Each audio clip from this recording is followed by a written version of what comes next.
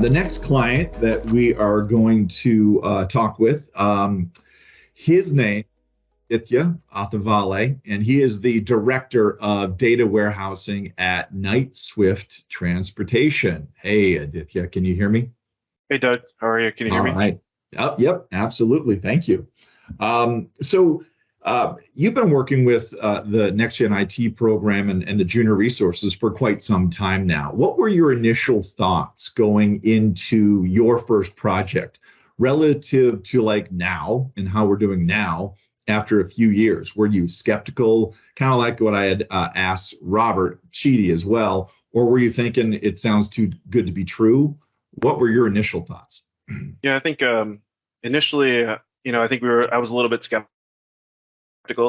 I'd worked with contractors in the past in previous roles and lifetimes that I've been a part of, and they'd always had pros and cons to them. A lot of them were offshore models that I've worked on, so preconceived notions were sort of in place there. But we've been a part of this AZNext Techletics program for since I think 2018 at this point in time, 2019, and had a ton of great success with it. I mean, we've just seen so much movement forward on a lot of the projects that we've got, and it's freed up my senior developers to work on a lot of the long-standing items we've needed to clean up and shore up through from the technical debt standpoint. And the technics group has been able to do a lot of the new development kind of work that we've required and get another warehouse up and running for us on the night side.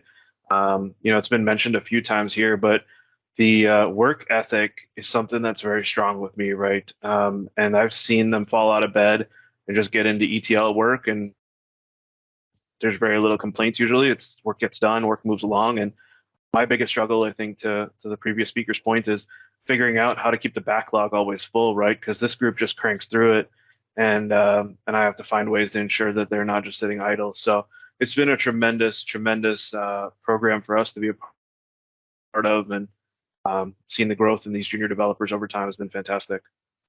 Nice. Now you have we talked a little bit about attrition earlier. You've hired several of the junior resources full time, actually, from a few of the projects. What's been the attrition with the ones that you've hired? So the ones that I've hired, the attrition has been zero. We've hired six people within the organization, Maddie being one of them, but there were a couple others within her group, and even some more that we've hired within the organization.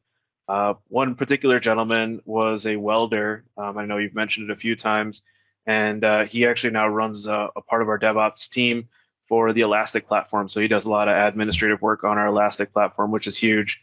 This is a kid that didn't have a ton of skills, did a few things, and now he's working on some cutting edge technology and Elasticsearch and helping provide us the right governance, framework there. And so that's been fantastic for him. So from an attrition standpoint, at zero.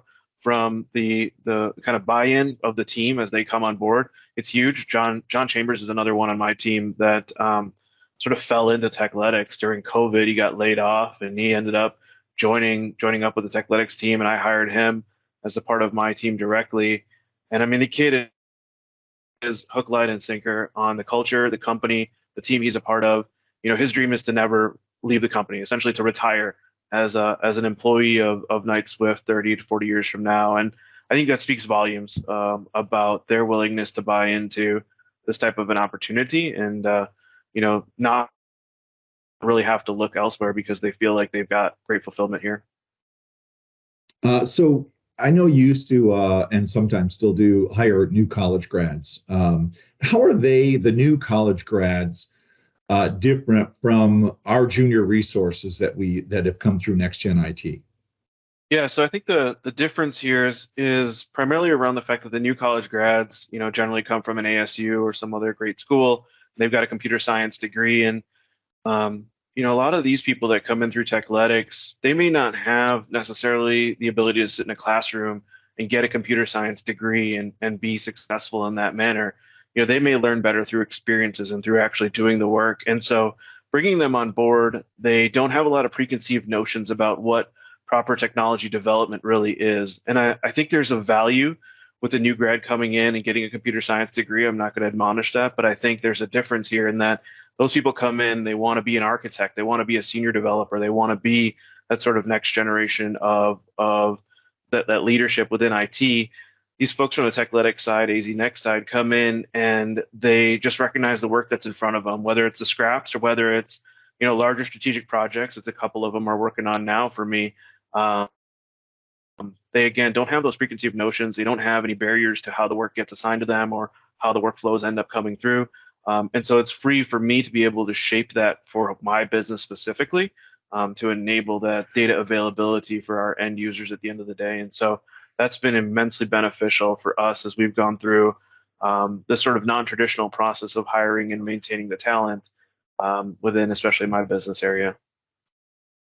You know what? One of the things we get a lot from prospective clients when we're talking to them is they're asking us, how the heck can these junior resources ramp up quickly enough to add value? And how fast have the teams ramped up for you? And you've had several over the years. How fast have Yeah. they ramped up? Yeah, I would say typically it's about 3 months to get them to fully understand end to end the process at a somewhat high level. I'm talking maybe 5,000 feet level, maybe a little bit lower than that. It takes about another month and a half or 2 months for them to get fully into the weeds on a lot more complex projects that we have. But that 3 month ramp is them completing development tasks in a consistent, repeatable manner, right? And for them to get there, it's probably 6 to 8 weeks within that 3 month period. And we have a very complex tech stack here, right? Just like any major Fortune 500 company, you're going to have complexity there, right? And so for them to be able to ramp up that quickly has been huge, right? And they spend time with our senior developers learning some of the nuances of our tools and some of the data that we've got and the systems that are in place. And I spend a lot of time teaching them the business side of it, understanding that, helping them understand the context of the work they're doing, where they sort of fit into the environment, where our team fits into the greater scale of things. And so that ramp up period has been huge because what it means is that the senior guys know when they come on board what the expectation is, what they've seen from really great developers in the past. They also know that they're not burdened with a second person to continue to keep an eye on, right? That person's going to be self-sufficient pretty quickly, letting them get back to the projects and work they need to do. And that individual is able to see their progress and measure their work completion through the task board and through the items that they get done. So it's been really great to kind of see that that quick ramp up from these individuals.